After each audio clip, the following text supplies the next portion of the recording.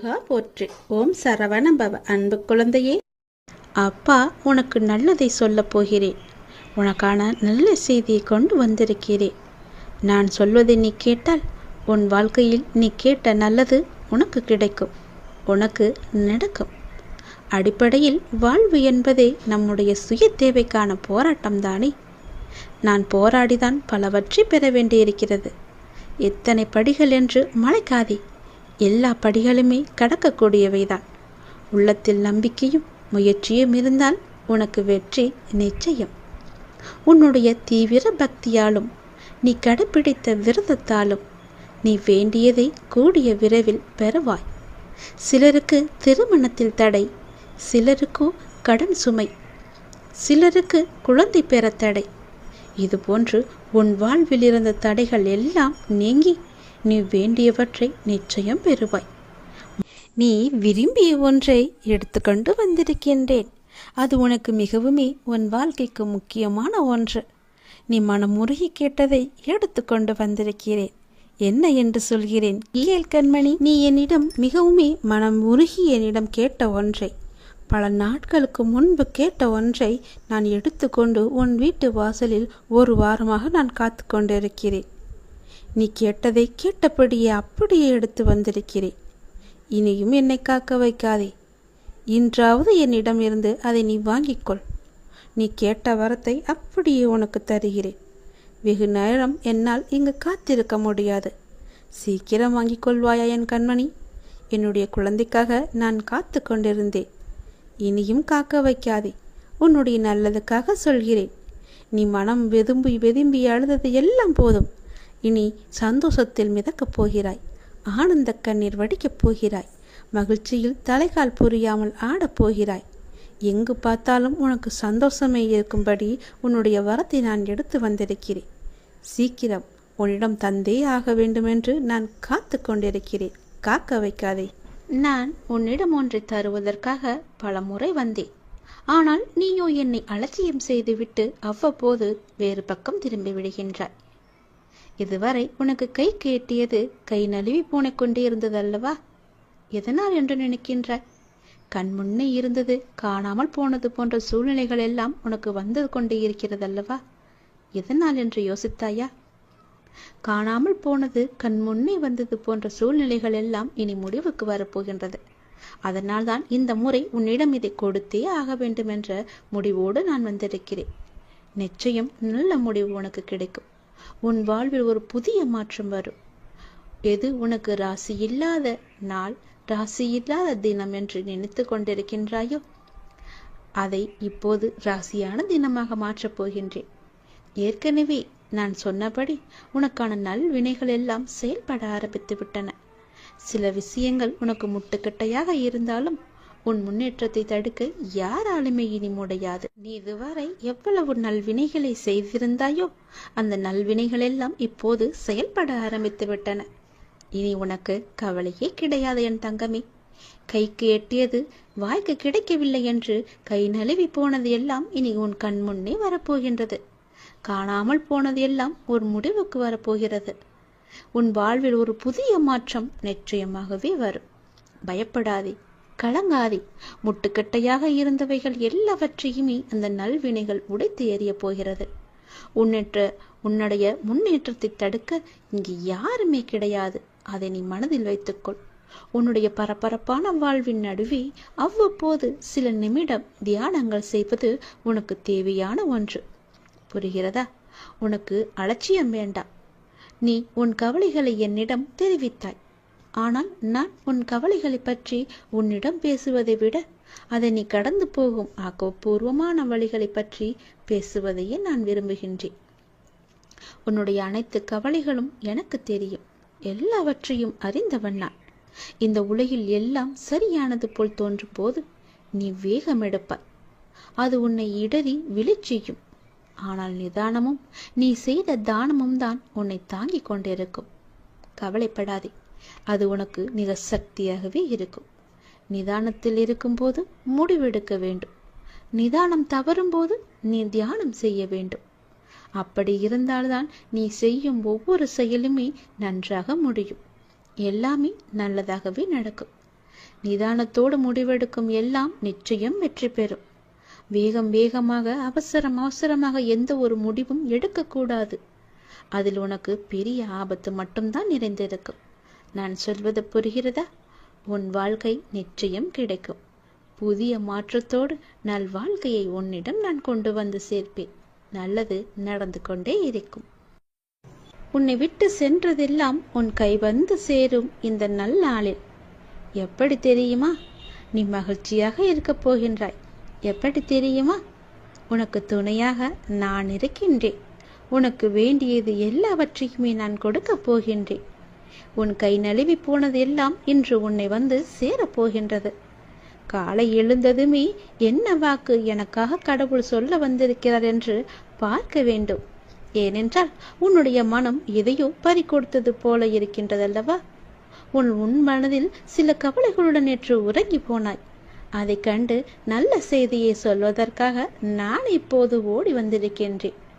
ஒவ்வொரு காலகட்டத்திற்கும் என்ன நடக்க வேண்டுமோ அதுதான் நடந்திருக்கின்றது. ஆனால் இது நிரந்தரமல்ல, இதுவும் மாறும். உன் மனதில் உள்ள அந்த சுமைகளை இறக்கி வைத்துவிட்டு அடுத்த நொடி உன்னுடையதாக இருப்பதற்கு அதை எப்படி நீ சிறப்பாக ஆக்கப் போகின்றாய் என்பதில் கவனத்தை செலுத்து. நான் உன்னோடு இருக்கின்றேன். அடுத்த நொடியை மகிழ்வுடையதாக மாற்றி காமிக்கப் போகின்றேன். உன் வாழ்க்கை என்னுடைய கையில் இருக்கிறது. உன்னை விட்டு போனதை பற்றி நீ கவலைப்பட்டு கொண்டிருந்தாய் அல்லவா? இனி அதற்கு கவலையே பட வேண்டிய அவசியமே இல்லை. உன்னை விட்டு சென்றதெல்லாம் உன் கை வந்து சேரும் நன்னாளாக இந்த நாள் மாறப்போகிறது. நீ மகிழ்ச்சியாக இருந்தாலும் அவ்வப்போது உன் மனதில் ஏதோ ஒரு பயம் ஓடிக்கொண்டே இருக்கின்றது. ஆனால் அது தேவையற்ற பயம். உன் வாழ்க்கையில் நல்ல மாற்றங்கள் ஒவ்வொன்றாக இனி நடக்க ஆரம்பமாகிவிட்டது. பயம் உனக்கு எதிர்மறை எண்ணங்களை மட்டும்தான் தரும். அந்த பயத்தை நீ தூக்கி எறிந்து விட்டால், உன் மனதில் நல்லதை மட்டுமே நினைத்து கொண்டிருந்தால், நேர்மறை வந்து குடி வந்துவிடும். உன்னுடைய மனதில் நேர்மறை வந்து விட்டால் அந்த இடத்தில் எதிர்மறைக்கு என்ன வேலை? உன் செயல்பாட்டை தடுக்கும் எதிர்மறையை உடனே அழித்துவிடு. உன்னுடைய பயத்தை முழுவதுமாகவே விட்டுவிடு. நல்லதை மட்டும்தான் நினைக்க வேண்டியது உன்னுடைய வேலை. உனக்கு பல வழிகளின் நன்மைகளை கொண்டு வந்து சேர்ப்பது என்னுடைய கடமை.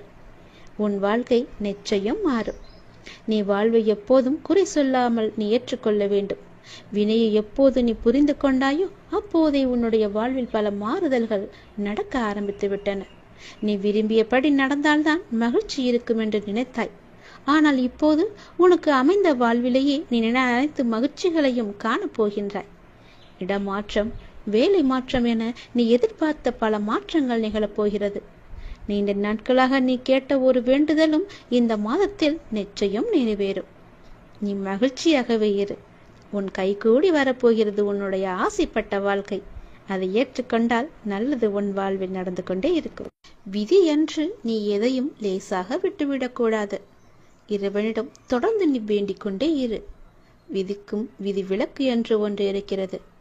அது இறைவனிடம் மட்டுமே இருக்கின்றது. இறைவனின் திருவடி பட்டதுமே உன்னுடைய தலையெழுத்து நிச்சயம் மாறும். இறைவனின் திருவடியை நீ விட்டு விடாதே.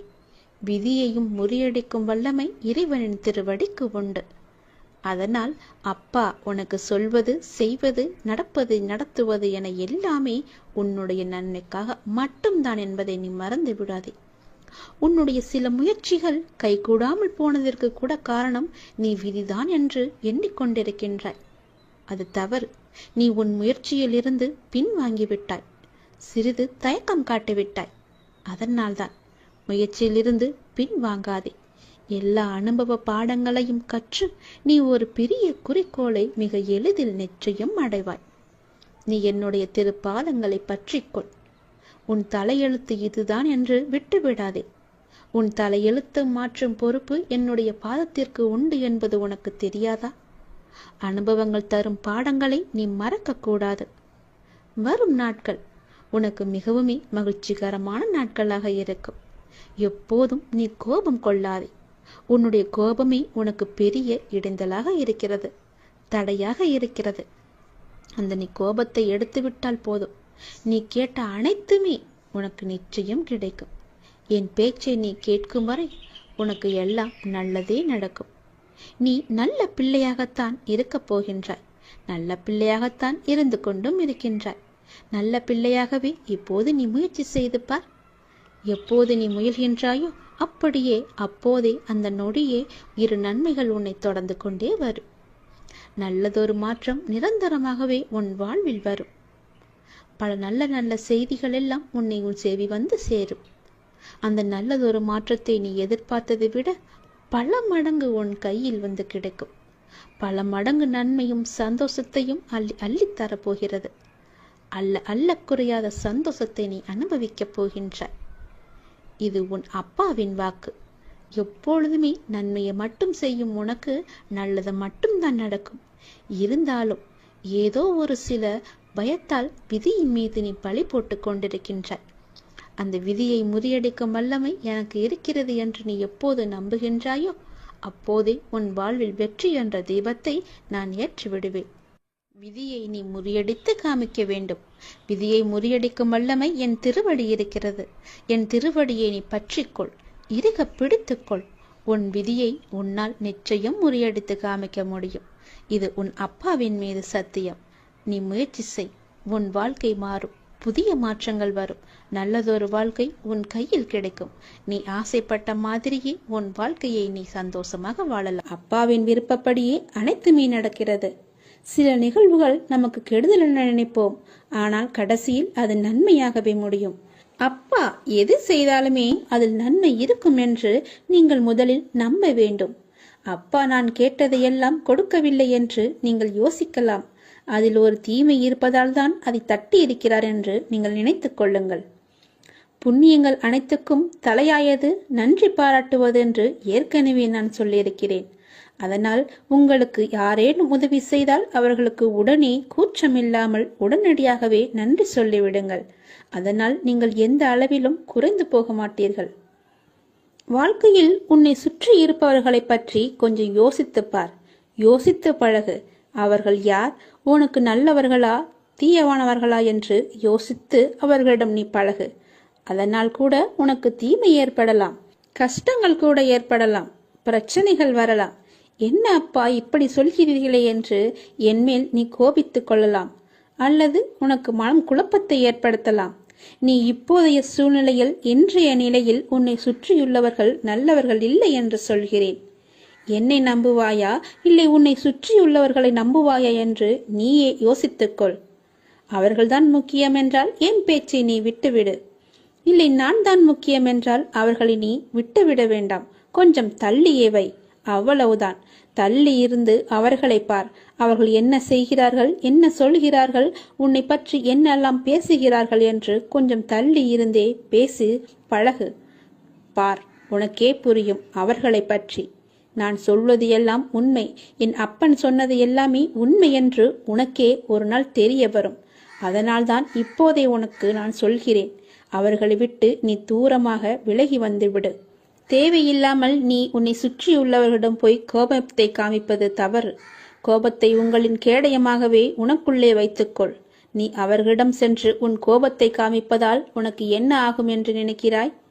ஒன்றும் ஆகாது. உனக்கு சண்டைதான், தீயவைதான் ஏற்படும். உன்னுடைய நிம்மதிதான் குறையும். நீயாகவே வாழு. வாழ்க்கை சிறந்த ஒரு ஆசானாக உன்னை வழிநடத்தி செல்லும். உனக்கு முந்தி செல்பவர்களை கண்டு நீ கலங்கக்கூடாது.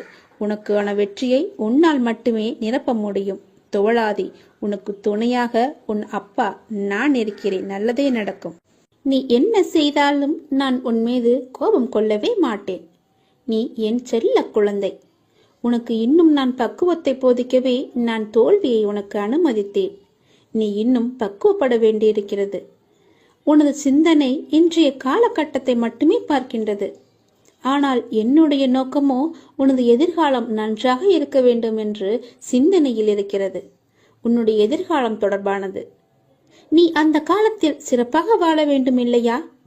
நீ சிறப்பாக வாழ வேண்டும் என்பதற்காக உன்னால் சகித்து கொள்ளக்கூடிய, உன்னால் உணர்ந்து கொள்ளக்கூடிய, உன்னால் முடியும் என்ற சூழ்நிலையில்தான், அந்த வகையில்தான் இத்தகைய சின்ன சின்ன பிரச்சனைகளை தந்து உன்னை நான் பக்குவப்படுத்துகிறேன். உன்னுடைய துன்பங்கள் எல்லாமே கடந்து போனவை. கடந்து போனதை நினைத்து நீ ஏன் கவலைப்பட்டு கொண்டிருக்கிறாய்? முடிந்து போனதை நினைத்து நீ வருத்தப்படுவதால் ஒரு பயனும் இல்லையே. ஏன் இப்படி கடந்ததையும் இழந்ததையும் நினைத்து வருந்து கொண்டிருக்கிறாய்? நீ கவலையப்படாதே, உனக்கு துணையாகவே நான் இருப்பேன். உன்னுடைய கஷ்ட காலங்கள் எல்லாமே முடிந்து விட்டது. நீ இழந்த அனைத்துமே உன்னிடம் திரும்ப வந்தடையும் நேரமும் வந்துவிட்டது. பிறகு எதற்காக தேவையில்லாமல் நீ கவலைப்பட்டு உன்னை நீயே வருத்தி கொண்டிருக்கிறாய்? எல்லாமே சரியாகிவிடும். உனக்கு வந்த துன்பம் எல்லாமே போய்விட்டது. இனி உன் வாழ்க்கையில் சந்தோஷமும் நிகழப்போகிறது, ஆனந்தமும் மகிழ்ச்சியும் துள்ளி குதிக்கப் போகிறது. உன் வீட்டில் ஆனந்தம் துள்ளி விளையாடப் போகிறது. நீயும் சந்தோஷமாகவே இருக்கப் போகிறாய். உன்னை நோக்கி வருகின்ற எல்லா ஆனந்தமும் நான் கொடுத்தது. உன்னுடைய கர்மவினை எல்லாவற்றையுமே நான் எரித்து விட்டேன். நீ எப்போது என் பேச்சை கேட்டு எனக்காக நீ மட்டை தேங்காய் வாங்கி கொண்டு வந்து என்னிடம் கொடுத்தாயோ, நான் சொன்னதை கேட்டு எனக்கு துவாரகமாயில் வந்து நெய் வாங்கி எனக்கு தீபம் ஏற்றி விட்டாய் அல்லவா? இனி உன்னுடைய கருமாக்கள் எல்லாமே நசிந்து போயின. நீ எப்போது என் துவாரகாயில் வந்து விளக்கு ஏற்றினாயோ, எப்போது எனது துவாரகமாயில் துணியில் வந்து அந்த தேங்காயை போட்டாயோ, அப்போதே உன்னுடைய கர்மவினை எல்லாமே முடிந்து விட்டன. இனி நீ சந்தோஷமாகவே இருக்கப் போகிறாய், ஜெயமாக இருக்கப் போகிறாய். உன்னை நோக்கி எல்லாமே நல்லதாகவே வந்து கொண்டிருக்கின்றன. நீ உன் வீட்டை தயார்படுத்திக்கொள். நல்லது வந்து கொண்டிருக்கிறது. உன் வீட்டு கதவை அது தட்டப் போகிறது. இனி வரிசையாகவே எல்லாமே நல்லதாகவே நடக்கும். நீ நினைத்தது எல்லாமே படிப்படியாகவே நடக்கும். நீ சந்தோஷமாக இரு. எல்லாமே உனக்கு வரிசையாக வந்து கொண்டே இருக்கின்றன. என் பேச்சை கேட்டு நீ நடந்ததால் நான் உனக்கு அன்பு பரிசாக உனக்கு மகிழ்ச்சியையும் நிம்மதியும் தான் தருகிறேன். இது நாடகம் நிறைந்த நரிகள் வாழும் உலகம். இது நல்லவர் யார் கெட்டவர் யார் என நிதானமாக யோசித்து செயல்பட வேண்டிய காலம் இது. ஏனென்றால் இது கலிகாலமாகிவிட்டது. நான் உன்னோடு இருக்கிறேன். நீ பயப்படாமல் இரு. நீ பலம் கொண்டு திடமான மனதோடு இரு. உன்னை ஒரு பொதுமி அப்பா கைவிட மாட்டேன். புண்ணியங்கள் அனைத்திற்குமே தலையாயது எது தெரியுமா? நன்றி பாராட்டுவதுதான். பாவங்கள் அனைத்திற்குமே தலையாயது நன்றியை மறப்பதுதான். செய்த நன்றியை மறப்பதுதான் பெரிய பாவம். தக்க சமயத்தில் செய்த உதவிக்கு நன்றியை கொன்றவனுக்கு ஒரு பிரயோஜனமும் இல்லை, ஒரு சித்தமும் இல்லை. நம்மை பெற்று வளர்த்த அன்னையும் பிதாவும் முன்னறி தெய்வம், கண்கண்ட தெய்வம். அவர்களுக்கு செய்யும் பணிவிடைகளே நீ செலுத்த வேண்டிய முதன்மையான நன்றி கடன். ஏனெனில் அதன் நன்மை என்பது கடலை விட பெரியது. தள்ளாத காலத்திலாவது நீ அவர்களின் மனம் மகிழும்படி நடந்து கொள். நீ என்னதான் தான தர்மம் செய்து வந்தாலும் அவர்களை நல்லபடியாக வைத்துக் கொள்ளாவிட்டால் நீ எதிலுமே வெற்றி பெற முடியாது. உன் உண்மை அன்பிற்கு கட்டுண்டவர்களை தவிர வேறு எவரின் அசட்டு பேச்சுகளுக்கும் நீ உன் மனதில் இடம் கொடுத்து விடாதே. எந்த சூழ்நிலையிலும் உனக்கு தக்க சமயத்தில் உதவி புரிந்தவர்களை உதாசீனப்படுத்தாதே. உதவி செய்தவர்களுக்கு நன்றி பாராட்டுவதுதான் மிகப்பெரிய புண்ணியம். உனக்கு பின்னால் இருப்பது யார் என்று தெரிந்து கொள். உனக்கு பின்னால் இருப்பது நான் தான். உன்னை நான் கைவிடவே மாட்டேன். எல்லாமே சரியாகிவிடும். எதற்குமே நீ அஞ்சாதே. உன்னோடும் உன் குடும்பத்தோடும் நான் உன் அப்பா இருக்கிறேன். எதற்குமே கலங்காதே. உன்னை நான் அல்லவா எப்போதுமே பார்த்து கொண்டிருக்கிறேன். அதனால் என்றுமே உனக்கு நன்மையை மட்டும்தான் தெரிவேன். நன்மை மட்டும்தான் உன் கண்ணுக்கு புலப்படியும் நான் செய்வேன். உன்னுடைய பாரங்களை எல்லாமே எனது பாதத்தில் நீ சமர்ப்பித்து விட்டாய். நீ எதற்காகவும் இனிமேல் கலங்கக்கூடாது. எப்போது உனது பாரங்களை எனது காலடியில் நீ விட்டாயோ அந்த நொடி முதலே உன்னுடைய கர்ம வினைகளை அகற்றி உனக்கு நல்லது நடக்க நான் ஆயத்தமாகிவிட்டேன். இப்பொழுது என்னுடைய தவக்காலம் முடிந்தது. உனக்கு நல்லதை நடக்க செய்ய போகிறேன். இப்போது உனக்கு நல்லது நடக்குவதற்காக நான் கண்கொண்டு திறந்து பார்த்திருக்கிறேன் உன்னை. என்னுடைய தவக்காலமே உனக்காக மட்டும்தான். எல்லாமே உனக்கு கைகூடி வரப்போகிறது. நீ துயரத்திலிருந்து நிச்சயமாகவே விடுபட போகிறாய். பல ஆனந்தத்தை நான் உனக்கு அள்ளித்தரப்போகிறேன். காத்திரு. மெல்ல மெல்ல உனது துன்பங்கள் எல்லாமே முடிவுக்கு வரும். உனக்கு கஷ்டத்திலிருந்தும் நோயிலிருந்தும் விடுதலை கிடைக்கும்படி நான் செய்வேன். உன்னுடைய கடன் பிரச்சனை எல்லாமே தீரப்போகிறது. நீ எதிர்பார்த்தபடியே உனக்கு பண வரவு இறக்கப் போகிறது. நீ வேண்டியபடியே, நீ கேட்டபடியே அந்த பணத்தை நான் உனக்கு தரப்போகிறேன். நீ இப்போது பணம் இல்லாமல் தவித்துக் கொண்டிருக்கிறாய். உன் பண பிரச்சனையை தீர்ப்பதற்காகத்தான் நான் ஒருவரை அனுப்பியிருக்கிறேன். அவர் மூலம்தான் உனக்கு பணம் கிடைக்கப் போகிறது. யாரென்று அடையாளம் அறிந்து கொள், தெரிந்து கொள். வருவது நானாக கூட இருக்கலாம். இன்றைய காலகட்டத்தில், இந்த நிலையில், இன்றைய சூழலில் உனக்கு பணம் பெரிய ஒரு கஷ்டமாகவே இருக்கிறது. அந்த பண பிரச்சனை எல்லாமே தீரும் வகையில் நான் உனக்கு ஒரு வழியை ஏற்படுத்தி இருக்கிறேன். அந்த வழி சிறப்பானதாக இருக்கும். அதிலிருந்தே உன்னுடைய பண கஷ்டங்கள் எல்லாமே தீர்ந்துவிடும். அதிலிருந்துதான் உனக்கு நிரந்தர வருமானமும் கிடைக்கும். நீ கவலைப்படாதே. உன் பண பிரச்சனையை தீர்ப்பது என்னுடைய பொறுப்பு.